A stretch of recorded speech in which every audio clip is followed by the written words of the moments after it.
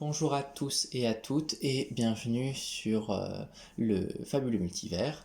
Aujourd'hui nous parlerons du jeu vidéo Star Wars Jedi Fallen Order, donc qui est un jeu qui se déroule, comme vous pouvez le deviner très facilement, dans l'univers Star Wars, mais qui est canon.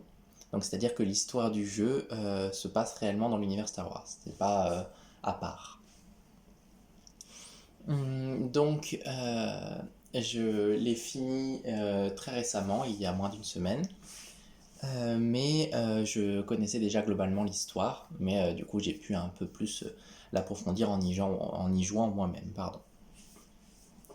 Donc, ce jeu vidéo apporte plusieurs informations sur l'univers Star Wars, des petits points manquants qui sont intéressants à combler, et des nouvelles questions bien sûr, comme à chaque fois qu'il y a un nouvel élément dans cet univers. Donc, ce ne sera pas une critique du jeu vidéo dans le sens du gameplay, des choses. Je pourrais dire quelques trucs, mais je ne me sens pas assez professionnel du milieu, disons, pour vous parler de gameplay, de bugs ou je ne sais trop quoi. Donc moi, je l'ai apprécié. Après, je sais pas s'il y a des gens qui l'ont pas aimé. Libre à eux. Non, moi j'étais plus intéressé pour vous parler du coup du lore du jeu, donc ce qu'il apporte à l'univers. Donc il apporte tout d'abord des personnages, des réponses à certains mystères, donc je vais vous en parler tout de suite. Donc tout d'abord, il nous apporte des nouveaux personnages, donc on a notamment le personnage principal, Cal Kestis, que vous voyez juste là, qui est du coup euh, un ex-padawan, disons, qui a survécu à la purge Jedi, sauvé par son maître, et qui a vécu un peu de son côté. Alors, je préviens juste que je vais beaucoup spoiler le jeu. Donc pour ceux qui ne veulent pas être spoilés ou n'ont pas joué au jeu, euh, ben vous n'avez qu'à quitter la vidéo.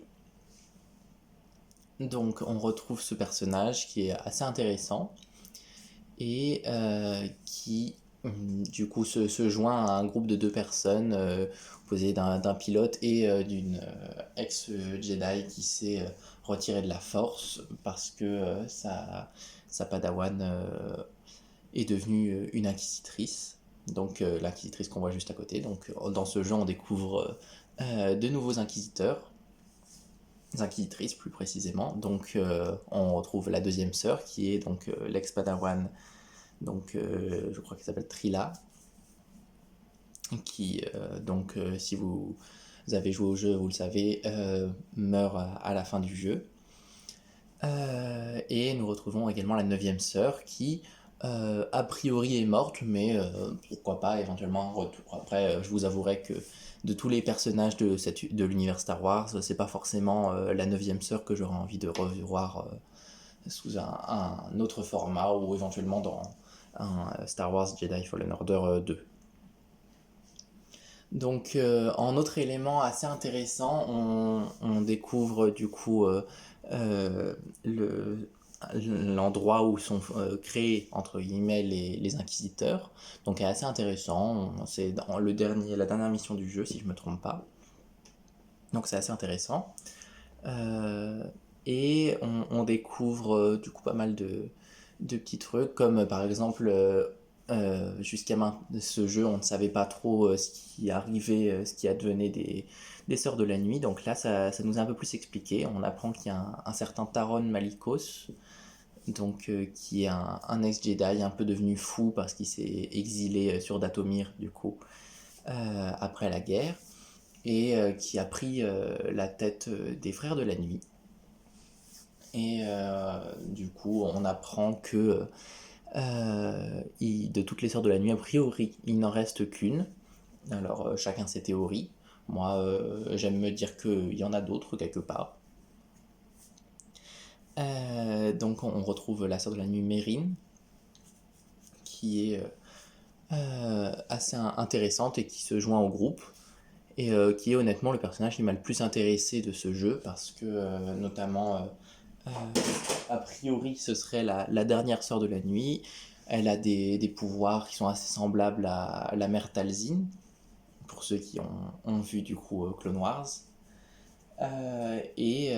C'était assez intéressant de savoir ce qu'il était advenu d'elle, pardon. Et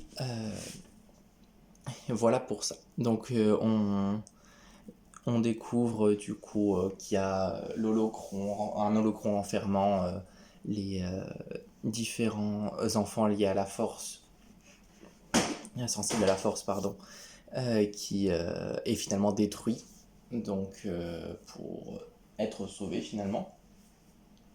Donc ça c'était assez intéressant aussi.